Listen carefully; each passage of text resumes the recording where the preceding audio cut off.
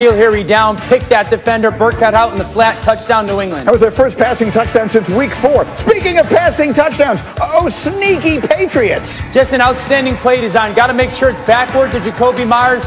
And then how about Rex Burkhead tracking this football? This ball's in the air forever. It's great coverage by Baltimore, but his ability to go track it and make that sliding catch, an awesome finish for the Patriots offense. Myers was a quarterback in high school. Who knew? Early third. Pats up 13-10. Oh, Damian Harris, he ran for 122. Story of the night, putting the fullback in the game for New England, just pounding that ball either to the strength of the formation or behind the weak spot. Touchdown New England. Cam on the outside. This is from week 1 against Miami. Finishing drives in the red zone. So the Pats are up 10, and look at the rain as it's coming down. Late in the third, Ravens down 13. They go for it on 4th down. They get it. Gus Edwards picks it up for 11 yards, and then later in the drive, they're in business. Lamar's going to find Willie Snead, and they're right back in the game. This is great. Cover 3. You get that crossing route Snead from one side to the other. Safety hangs. Just get it over that linebacker. It's a great throw by Lamar for Baltimore's offense. 4th quarter, Ravens are down 6 on a first down. Oh, the snap gets away from Lamar. The costly mistake sets in sequence the motions that the Ravens ultimately have to punt. But the Patriots can't run it out, so the Ravens get it back. Look at the rain. 4th and 6. J.K. Dobbins. Danny can't hold on. He's trying to make a play. There's not much time left on the clock. Even if he catches that ball, game's more than likely over. The weather played its part, but credit New England. They went out and won this football game. Patriots take it. They're still alive. Yeah, I mean, listen, everything that coaches throughout the week, it tends to come up. And, you know, I'm beginning to think he either has like a Staples Easy button or a Buffalo Wild Wings button or just a straight direct line to the football guys, because he's like a football whisperer when it comes to anticipating what the game is going to be like, how we need to win and things like that. I'm extremely impressed with that. We ticked off, you know, don't nobody like losing. I know none of you guys would like losing, you know, especially when we know we got a lot of talent on our team. All right, so a fascinating night. And despite the downpour, Lamar Jackson once again struggling throwing the ball downfield. Went 1 for 6 for 18 yards. He's now completing under 39% of such throws this season, which is 26th among 33 qualified quarterbacks. So let's take a step back and take a look at this, because so much to unpack from this game. And Rex, where do we begin? What is the first and foremost thing that comes out of last night? Coaching still matters. And Cam, you heard Cam talk about it. Belichick had his team prepared. We knew he would. You think they were surprised by the weather? That's not the first time they did it. Right when the week started, that's where the preparation for this occurred. You know, they were using wet footballs, all those type of things. Look at the game plan. Josh McDaniels, let's stop and let's look at exactly how they attacked the Ravens. They couldn't throw it down the field. Nobody could do it. They pounded them. They went right into the teeth of them. But the thing that really impressed me the most, when I saw all this outside running game, why the crack tosses that showed up so much yesterday? What it was, they got the Ravens in man coverage, and they're like, oh, really? We're going to start running some crack tosses, bring those guys in, get guys around the corner, and we got the numbers on you. That's just incredible coaching by Josh McDaniels and Belichick, having their team prepared for those things. It really showed up in the red zone. Dan, we saw that one highlight that you had on Cam Newton. Yeah. They brought him in, man coverage. Guess what? Nobody's home for the quarterback. So, to me, coaching matters, and Belichick still does it better than anybody. And the Patriots really, with that, keep their season alive in a big picture. But, Ryan Clark, let me come to you on the other side. When you watch the Ravens, and it's been a struggle now for a few weeks, the air of invincibility is gone. We watched this team dominate from about week 3 on last year, and it seems like teams lost before they even got to the field. How will we stop the physicality? Can we ever catch up to Lamar Jackson? I mean, it feels like when Buster Douglas took down Mike Tyson and the world realized he was human, or when Antonio Tarver asked Roy, what's the excuse now?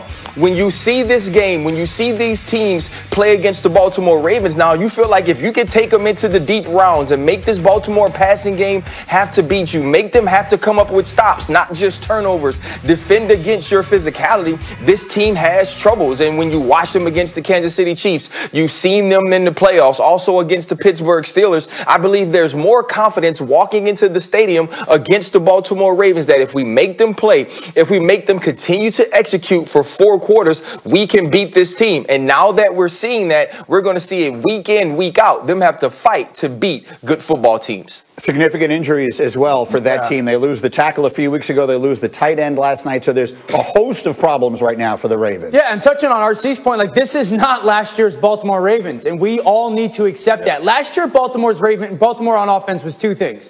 They were explosive and they were dominant. Like in the explosive, both in the run and the pass game. That's not happening this year. They were dominating at the line of scrimmage. That's not happening this year. This is 3 weeks in a row now. Remember, 3 weeks ago, Hollywood Brown was outspoken about not getting the ball enough. Last week, Lamar's talking about their offense being predictable. And then last night, they scored 17 against the defense that the week before the Jets hung 27 on.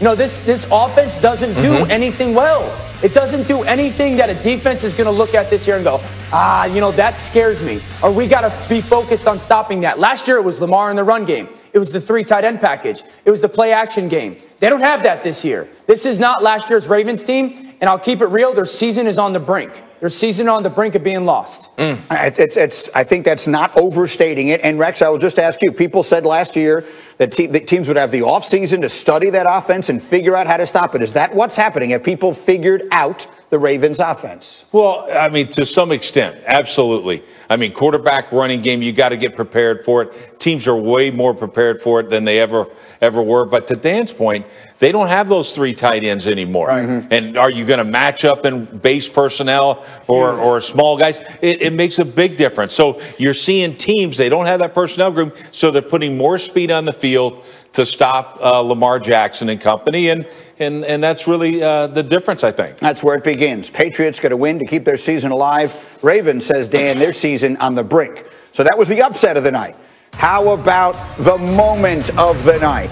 5-3 Cardinals, 7-2 Bills. What a game. Third quarter, Bills up 16-9, and they're threatening. And Josh Allen, his favorite target yesterday was Cole Beasley. Cole Beasley owned the middle of the field, man coverage. He sets up Patrick Peterson at the line of scrimmage. He runs away. It's a great job by Josh holding safety. Touchdown, Buffalo. But Kyler Murray would get hot as this went on. Look at Murray taking it in. One of the reasons why this offense is so dominant in the red zone is because the quarterback run game, Kyler Murray does it better than anybody right now. Bills up 4, but here's trouble. Patrick Peterson with the pick. They come up big. That's a great play by Patrick Peterson. He's in man coverage, but he's got vision on the quarterback, Josh Allen. He realizes he's trying to hit another crosser, falls off his receiver, pick. Ensuing drive. Does any quarterback in the league do this better? No. Right now, Kyler Murray is maybe Daniel Jones. Kyler Murray is the best red zone quarterback design run in the NFL. All right, 3 minutes in the fourth. Bills down by 3. It's Allen. It's Beasley. Look at this catch. This is absolutely absurd. I mean, you talk about route running, great, but just the ability to stick that one hand up there,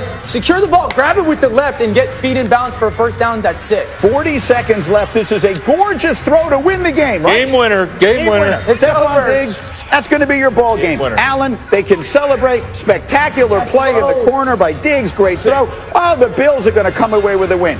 And then 11 seconds remaining. Cardinals down 4. Dan, just describe it.